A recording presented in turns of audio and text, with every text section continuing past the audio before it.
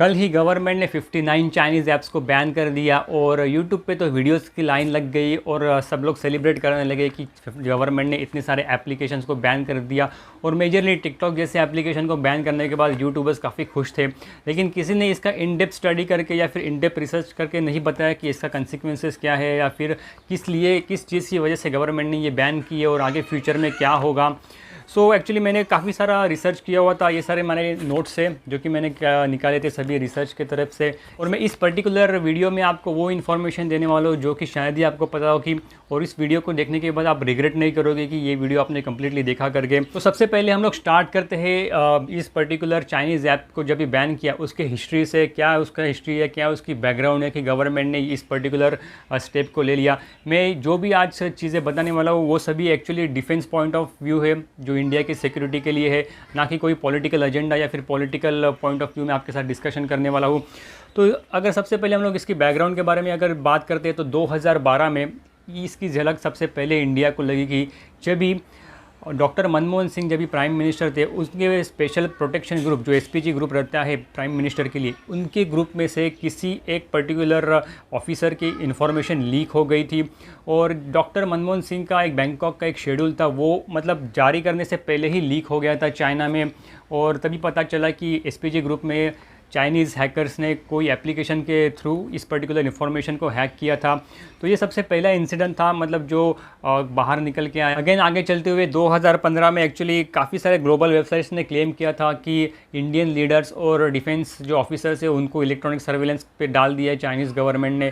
और ये तभी पॉसिबल है चाइनीज़ जब भी जिनके फ़ोन में चाइनीज़ एप्लीकेशंस हुआ करते थे वो पर्टिकुलर डेवलपर सारा डेटा उनके चाइनीज़ वेब सर्वर पे अपलोड करते थे और वहाँ से फिर इलेक्ट्रॉनिक सर्विलेंस चलता था।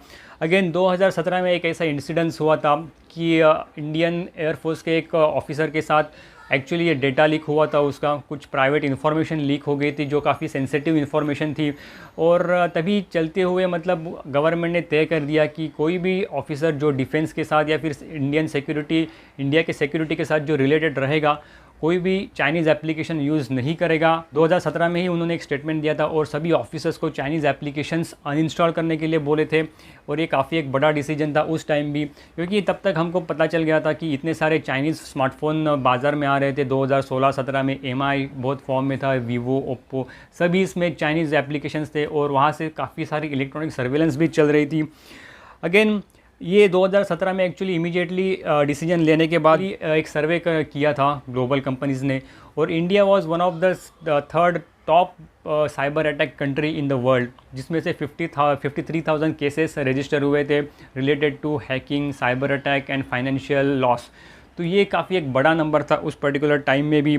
अगेन सभी को पता है कि इसका हुवेई ने मतलब जो यूएस ने लास्ट ईयर हुवेई के साथ क्या किया था, उनको बैन कर दिया था, क्योंकि हुवेई के ऊपर यूएस में इलेक्ट्रॉनिक सर्वेलेंस करने का और स्पाई करने का उन्होंने आरोप लगाया था। और एक्चुअली वो सही था, मतलब चाइनीज़ कंपनीज़ जो रहती है वो स्मार्टफोन के थ्रू काफ़ी सारी ऐसी चीज़ें करते हैं कि जो मतलब जो एक नेशनल थ्रेट बन सकता है या फिर आप आगे जाके हमको ही एक्चुअली लॉस हो सकता है। अगेन फोर्ब्स जैसे एक बड़े वेबसाइट ने भी बोला था कि चाइनीज़ एप्लीकेशंस कोई इतने डेंजरस है कि वो मतलब काफ़ी हद तक डेटा चुराते हैं, और उनके almost 382 million download all over the world किए गए हैं। तो मतलब इतने सारे स्मार्टफोन्स में सर्विलेंस चाइनीज़ एप्लीकेशन या फिर डेवलपर कर सकते हैं अगर उन्होंने सोचा तो। ये सभी के लिए बहुत बड़ा थ्रेट है, और सभी को पता है कि चाइना मतलब किसी का दोस्त नहीं है। वो यूएस को भी मतलब सामने से टक्कर दे रहा है, इंडिया को भी सामने से टक्कर दे रहा है, और वर्ल्ड में से किसी भी कंट्री को वो सामने से टक्कर दे रहा है, क्योंकि उनको पता है कि उनकी सिस्टम कितनी स्ट्रांग है। अभी मैं आपको बताता हूँ कि एक्चुअली करंट सीन क्या है, करंट सिनारियो क्या है। ये तो हुई बैकग्राउंड की हिस्ट्री की गवर्नमेंट ने ऐसा डिसीजन क्यों लिया। अभी अगर करंट सिचुएशन की बात करते हैं तो एक्चुअली ये कैसा होता है कि एक नया टाइप का एक वॉर है। मतलब पहले तो ठीक है न्यूक्लियर बॉम्ब चलते थे या फिर और सारी चीज़ें हैं अभी, लेकिन न्यूक्लियर वेपन का एक अल्टरनेटिव सामने मतलब निकल गया। विदाउट यूजिंग बुलेट और a bomb you can even fight for a war. Again China ने उनका जो नेवल बेस बनाया है वो श्रीलंका में है, और इंडिया के टेरिटोरी के हार्डली 200-300 किलोमीटर नज़दीकी है। ये भी हमको एक ध्यान रखना है। और आपको एक चीज़ नहीं पता रहेगी कि जो चाइना की आर्मी है, पीपल लिबरेशन ऑफ आर्मी, उनके पास 81 मिलियन इंडियंस का पर्सनल डेटा है। आपको ये पर्टिकुलर इन्फॉर्मेशन नहीं मिलेगी किसी भी वेबसाइट के ऊपर। आप थोड़ा अगर इंटरनेशनल वेबसाइट्स पढ़ोगे तो आपको ये चीज़ समझ में आ जाएगी कि 81 मिलियंस इंडियन में जो स्मार्टफ़ोन चाइनीज़ यूज़ करते हैं, जो चाइनीज़ एप्लीकेशन यूज़ करते हैं, उनका सभी डेटा उनके पास है। तो आप सोच सकते हो कि अगर जब भी फ्यूचर में अगर कोई वॉर होता है तो कितनी बड़ी मतलब कीमत उसका कितना प्राइस होगा उस पर्टिकुलर इन्फॉर्मेशन का। आपको आजकल क्या होता है, अगर फ़ोन सर्वेलेंस पे है या फिर अगर आपकी फ़ोन की डिटेल्स शेयर होती है तो आप लोकेशन सर्विस यूज़ कर सकते हो, आप फ़ोन का ऑडियो वीडियो सभी यूज़ कर सकते हो, कैमरा यूज़ कर सकते हो, सभी चीज़ें यूज़ कर सकते हो। और क्योंकि एक इंसिडेंट ऐसा भी हुआ था इंडियन आर्मी में कि एक पर्टिकुलर मतलब हाई ग्रेड ऑफिसर का लोकेशन सर्विस, आगे और पीछे का कैमरा और I think phone records hack हो गए थे। तो उस पर्टिकुलर मतलब हैकर ने चाइनीज़ सर्वर पे सारी इन्फॉर्मेशन अपलोड की थी, डायरेक्ट अपलोड की थी। सो इट्स लाइक अगर वो पर्टिकुलर ऑफिसर किधर जाता था तो इवन इफ फ़ोन मतलब फ़ोन का डिस्प्ले बंद है फिर भी बैक कैमरा से वो सभी चीज़ें पता चल जाती। या फिर अगर कोई भी कॉल आता था तो वो कॉल रिकॉर्ड होता था, कोई भी चैट मैसेज पढ़ सकते थे। तो आप सोचिए कितनी सेंसिटिव इन्फॉर्मेशन लीक होती है मतलब इस पर्टिकुलर हैकिंग से। यदि हम लोग सोचते हैं कि हमारा क्या जाएगा, ये तो ठीक है डिफेंस के लिए ठीक है, लेकिन हमारा क्या जाएगा। तो अगर आप सोचो आज के टाइम में अगर इतने सारे चाइनीज़ एप्लीकेशंस और चाइनीज़ स्मार्टफोन्स इंडिया में यूज़ कर रहे हैं, अगर आगे जाके कुछ वॉर होता है तो वॉर डायरेक्टली न्यूक्लियर वेपन से स्टार्ट नहीं होगा। चाइनीज़ जो मतलब डेवलपर्स है या फिर हैकर्स है, if they decide they can push any virus in your mobile through their application. और अगर आपके मोबाइल में कोई वायरस आता है और फटक से आपको मिल गया कि आपका मोबाइल का एक्सेस ही बंद हो गया, तो आप क्या करोगे। पूरी जो इंडिया की डिजिटल सिस्टम है वो मतलब एक दिन में ही कोलैप्स हो सकती है। अगर आप मानो अगर आपके फ़ोन से अगर ऐसे मैसेज आता है, आपको पता है एक टाइम हुआ था कि इंडिया के एटीएम्स में काफ़ी सारा एक वायरस घुसा था जो आपको एक्सेस करने से मतलब रोक रहा था, and that developer was asking some money. वैसे ही आज चीज़ है, अगर लेट्स से अगर आपके पास Xiaomi का कोई फ़ोन है और अगर वहाँ के डेवलपर ने आपके फ़ोन को ही लॉक कर दिया इन सिचुएशन ऑफ वॉर, तो आप मतलब कैसे कांटेक्ट करोगे किसी को, या फिर आपकी जो पर्सनल इन्फॉर्मेशन उस पर्टिकुलर फ़ोन में सेव रहेगी उसको आप कैसे निकालोगे। इस सिमिलर सिचुएशन से अगर आप सोचो अगर इंडिया का कोई भी डिजिटल प्लेटफॉर्म अगर हैक होता है तो कितना मतलब बड़ा नुकसान हो सकता है इंडिया का। तो it is a type of मतलब साइबर अटैक। अगर साइबर अटैक हो जाता है इंडिया के ऊपर, डिजिटल वॉर का अटैक अगर इंडिया के ऊपर हो जाता है, अगर आप मानो कि इंडिया की पूरी डिजिटल सिस्टम में अगर स्लो डाउन होती है या फिर हैक होती है कोई भी सेक्शन में, कोई भी टेक्नोलॉजी में, या फिर कोई भी आप कैटेगरी में देखिए, लाइक फाइनेंशियल कैटेगरी हो गई, आप ऐसा इमेजिन करके भी सोचिएगा कि आपका फ़ोन ही बंद कर दिया। अगर ऐसे कितने सारे फ़ोन्स इंडिया में है जितने चाइनीज़ एप्लीकेशंस है, मानो सभी का फ़ोन एक दिन में 2 दिन में वॉटेवर हैक कर दिया, पूरा एक्सेस डिनाइड कर दिया, आप कैसे मतलब सॉर्ट आउट करोगे इन चीज़ों को। पूरा पैनिक सिचुएशन हो जाएगा इंडिया में। यही चीज़ें हैं, यही एक नया तरीका है वॉर का। मतलब वो पहले जैसा वॉर नहीं है कि यार ऊपर से जाके बॉम्ब डाल दिया और फिर काम हो गया।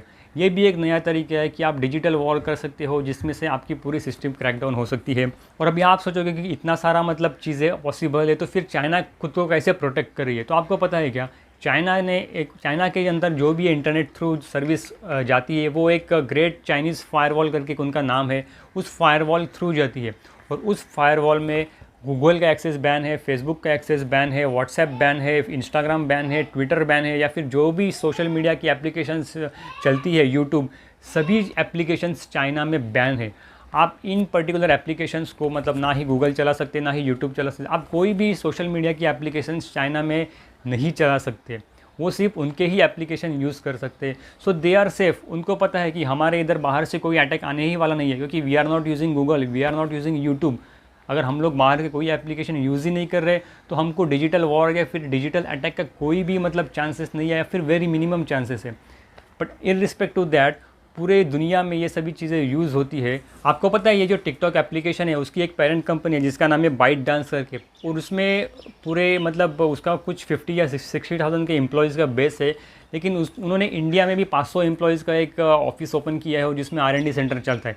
तो अगर आप सोचिए कि ये टिकटॉक जैसे एप्लीकेशन है जो मतलब कि कोई भी यूज़फुल नहीं है और हमारे यूथ को मतलब बिगाड़ रहे हो। मतलब हम लोग बोलते हैं कि उसमें से बहुत ज़्यादा पैसा मिलता है, बहुत क्विकली पैसा मिलता है, सभी लोग जो यूथ है वो उधर टिकटॉक पे जाके वीडियोस बनाते हैं, लेकिन इससे हम लोग हमारी क्रिएटिविटी को मतलब वैनिश कर रहे हैं। हम लोग हमारे इन्वेंशन को या फिर जो भी नई चीज़ें हैं वो हमारे से होगी नहीं। हमारा अगर पूरा यूथ ही अगर ऐसे एप्लीकेशन में बर्बाद होगा तो इंडिया की मतलब कोई प्रोग्रेस प्रोग्रेस ही नहीं होगी। जो हम लोग क्रिएशन, इन्वेंशन या फिर इसकी सब बातें करते वो तो आगे नहीं बढ़ पाएंगे। और बाइटडांस कंपनी का आप सोचिएगा, इंडिया में उन्होंने 500 एम्प्लॉय का एक ऑफिस ओपन किया है और उन्होंने टिकटॉक जैसा ही दूसरा एप्लीकेशन लॉन्च करने का भी उन्होंने डिसाइड किया है। अगर इस हद तक अगर वो जा रहे हैं तो फिर डेफिनेटली उनको किधर न किधर तो रोकने की ज़रूरत है। और ये आगे का फ्यूचर है ना, इसमें सब वॉर, सब साइबर अटैक और डिजिटल वॉर ही हो जाएंगे। और इसमें से बचने के लिए एक ही चीज़ है कि हमें हमारा डेटा सिक्योर रखना है। और अभी आपको भी बताया गया, रिसेंटली पाकिस्तान ने भी एक स्पाई किया था एक इंडियन आर्मी ऑफिसर के ऊपर, जिसमें आरोग्य सेतु का arogyasetu.apk उन्होंने सेंड आउट किया था और वहाँ से उन्होंने उस पर्टिकुलर ऑफिसर को इलेक्ट्रॉनिक सर्वेलेंस पे डाला था। तो ये सारी चीज़ें काफ़ी होती है, मतलब काफ़ी सारे हनी ट्रैप होते हैं जो हमारे डिफेंस सिस्टम को वीक करते हैं। और ऐसे हनी ट्रैप को निकालना एक्चुअली ज़रूरी है देश के लिए, फिर चाहे मतलब गवर्नमेंट कौन सी भी हो, लेकिन ऐसे सारे सभी चीज़ों को बंद करना डेफिनेटली ज़रूरी है। तो इसलिए एक छोटा एक वीडियो बनाया मैंने, जितनी इन्फॉर्मेशन अवेलेबल थी मेरे साथ। अगर आपके पास और कोई इन्फॉर्मेशन रहेगी तो डेफिनेटली कमेंट सेक्शन में ज़रूर डाल देना। मिलते हैं अगले वीडियो में। Till then, thank you very much and see you soon.